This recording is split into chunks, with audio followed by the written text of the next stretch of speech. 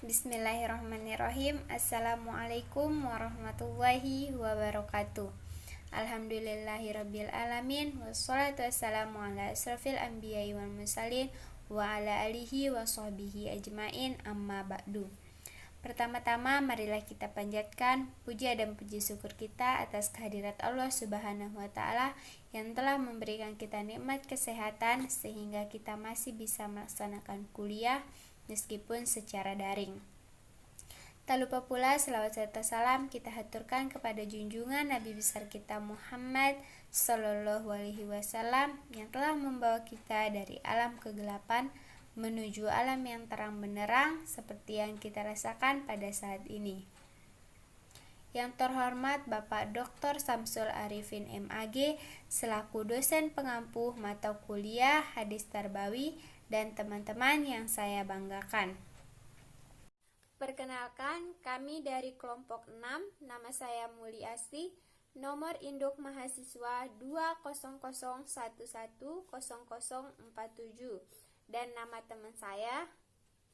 Assalamualaikum warahmatullahi wabarakatuh. Perkenalkan, nama saya Wina Dwi Astuti, nomor induk mahasiswa 200110044. Saya dari kelompok 6, kelas 2B semester 2. Kami berasal dari kelas 2B semester 2, Prodi Fiaud Fakultas Tarbiyah dan Keguruan Universitas Islam Negeri Mataram. Di sini kami akan menjelaskan tentang konsep peserta didik menurut hadis Nabi. Definisi peserta didik dalam Islam. Peserta didik adalah amanat bagi para pendidiknya. Jika ia dibiasakan melakukan kebaikan, niscaya ia akan tumbuh menjadi orang yang baik. Selanjutnya, memperoleh kebahagiaan dunia dan akhiratnya. Kedua orang tuanya dan juga setiap mu'alim dan murabi yang menangani pendidikan dan pengajarannya. Sama halnya dengan teori barat, peserta didik dalam pendidikan Islam adalah individu sedang tumbuh dan berkembang, baik secara fisik, psikologi, sosial, dan religius dalam mengarungi kehidupan di dunia dan di akhirat kelak. Definisi tersebut memberi arti bahwa peserta didik merupakan individu yang belum dewasa yang karenanya memerlukan orang lain untuk menjadikan dirinya dewasa. Anak kandung adalah peserta didik dalam keluarga, murid adalah peserta didik di sekolah, dan umat beragama menjadi peserta didik masyarakat sekitarnya, dan umat beragama menjadi peserta didik ruhaniawan dalam suatu agama. Menurut Langefield, anak manusia itu memerlukan pendidikan karena ia berada dalam keadaan tidak berdaya. Dalam Al-Quran dijelaskan, A'udzubillahi minasyaitonirrajim, Bismillahirrahmanirrahim. Wallahu akhrajakum min butuni ummahatikum la ta'lamuna syai'a wa ja'ala lakumus sam'a wal absara wal af'idah la'allakum tashkurun, yang artinya, dan Allah mengeluarkan kamu dari perut ibumu dalam keadaan tidak mengetahui sesuatu pun, dan Dia memberimu pendengaran, penglihatan, dan hati nurani agar kamu bersyukur. Menurut hadis riwayat Muslim, manusia lahir membawa kemampuan-kemampuan. Kemampuan itulah yang disebut dengan pembawaan. Fitrah yang disebut di dalam hadis itu adalah potensi. Potensi adalah kemampuan. Jadi, fitrah yang dimaksud di sini adalah pembawaan. Ayah, ibu, kedua-duanya itulah menurut hadis ini yang menentukan perkembangan seseorang. Manusia mempunyai banyak kecenderungan disebabkan oleh banyak potensi yang dibawanya. Dalam garis besarnya, kecenderungan itu dapat dibagi dua, yaitu kecenderungan menjadi orang yang baik dan kecenderungan menjadi orang yang jahat. Kecenderungan beragama termasuk dalam kecenderungan menjadi baik. Dengan demikian, maka pendidikan Islam dapat berhasil dengan sebaik-baiknya haruslah menempuh jalan pendidikan yang sesuai dengan perkembangan peserta didik. Selanjutnya saya akan menjelaskan materi yang kedua, yaitu pemahaman hadis lain berkaitan dengan peserta didik. Peserta didik merupakan salah satu komponen dalam suatu pendidikan secara formal adalah orang yang sedang berada dalam fase pertumbuhan dan perkembangan, baik secara fisik maupun psikis. Menurut pasal 1 ayat 4 Undang-Undang Republik Indonesia Nomor 20 Tahun 2003 tentang Pendidikan Nasional, peserta didik adalah anggota masyarakat yang berusaha mengembangkan dirinya melalui proses pendidikan pada jalur, jenjang, dan jenis pendidikan tertentu. Demikian penting seorang peserta didik, maka begitu banyak hadis-hadis yang berkenaan dengan keutamaan, karakteristik, serta syarat-syarat yang dimiliki peserta didik. Di antaranya yang pertama yaitu terhindar dari kutukan Allah. Dari Abu Hurairah, ia berkata, saya mendengar Rasulullah Shallallahu Alaihi Wasallam bersabda, sesungguhnya dunia dan isinya terkutuk, kecuali zikrullah dan hal-hal terkait dengannya. Alim guru dan peserta didik. Dari hadis di atas dijelaskan bahwa salah satu yang terhindar dari kutukan Allah adalah peserta didik. Hal ini karena peserta didik merupakan sosok yang sedang mencari kebenaran, yaitu dengan menuntut ilmu, sehingga ketika pendidik telah memiliki ilmu, derajatnya akan diangkat oleh Allah Subhanahu wa Ta'ala. Yang kedua yaitu menempati posisi terbaik. Dari Abi Umamah, ia berkata, Rasulullah Shallallahu Alaihi Wasallam bersabda, hendaklah kamu ambil ilmu ini, orang alim atau pendidik dan muta'alim atau peserta didik, berserikat dalam pahala dan tidak ada manusia yang lebih baik daripadanya. Dalam hadis tersebut dapat dipahami bahwa pendidik dan peserta didik merupakan manusia yang lebih baik.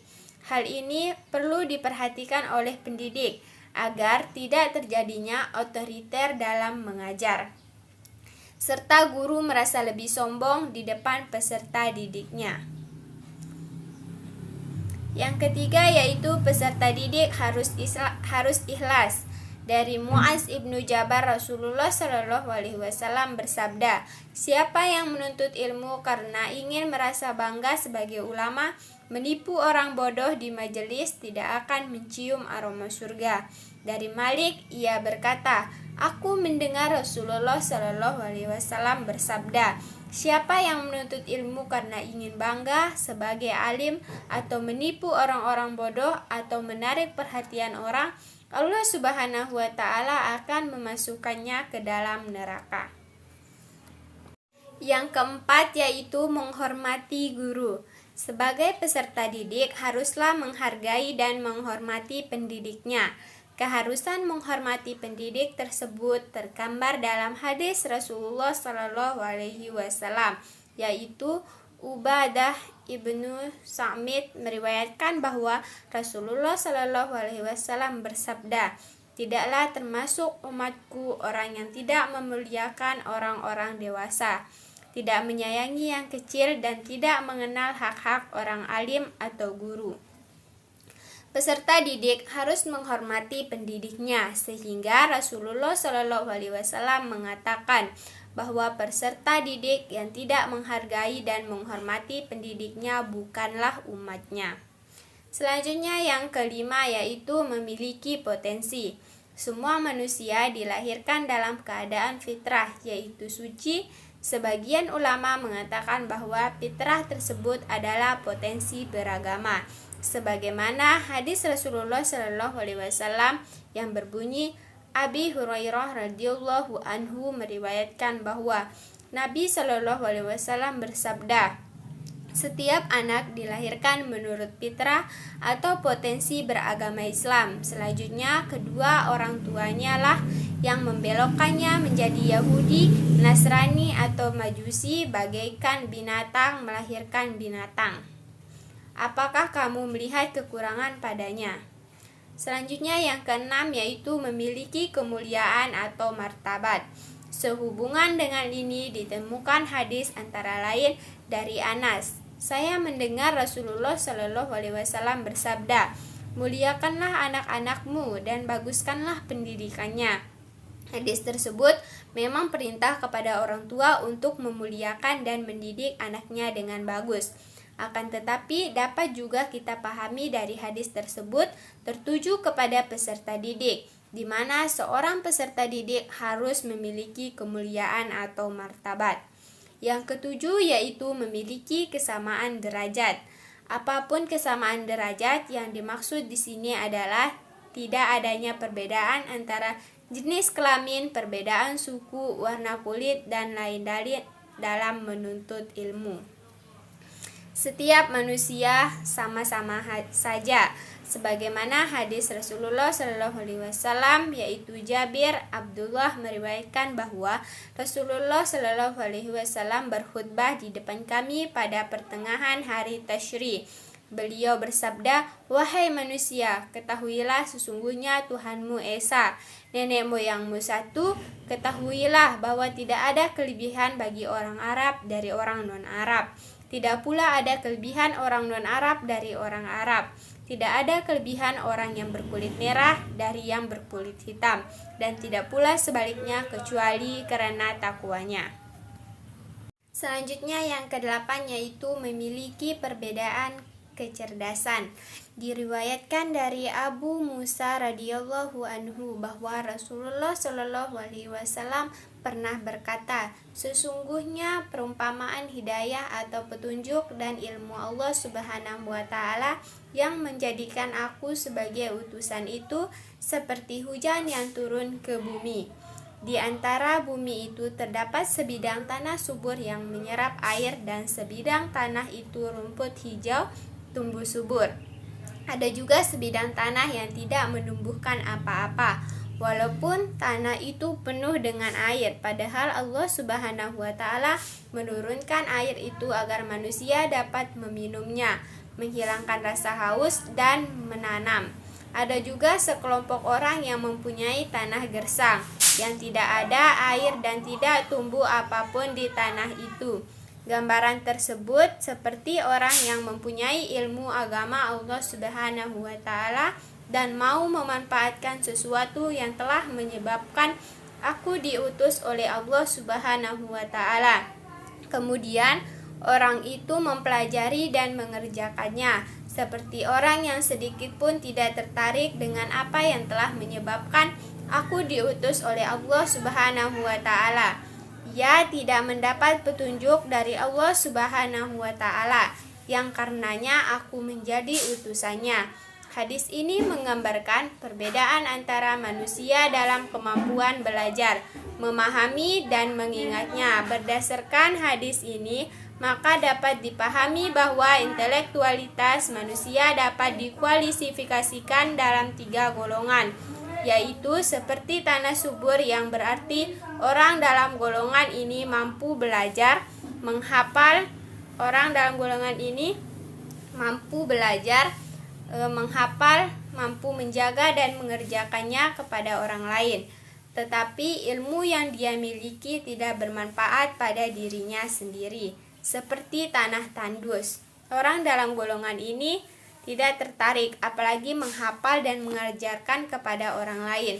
Seorang pendidik memang harus bisa memahami perbedaan kecerdasan peserta didik, sehingga pendidik dapat memilih metode, pendekatan, dan media yang tepat, sehingga semua peserta didik dapat mencerna materi pelajaran dengan baik. Sekian presentasi dari kelompok kami, lebih kurangnya kami mohon maaf. Apabila ada kelebihan, itu hanya milik Allah Subhanahu wa taala, dan apabila ada kesalahan, itu datangnya dari diri kami sendiri, karena sesungguhnya kesempurnaan hanya milik Allah Subhanahu wa taala. Wabillahi taufiq wal hidayah. Wassalamualaikum warahmatullahi wabarakatuh.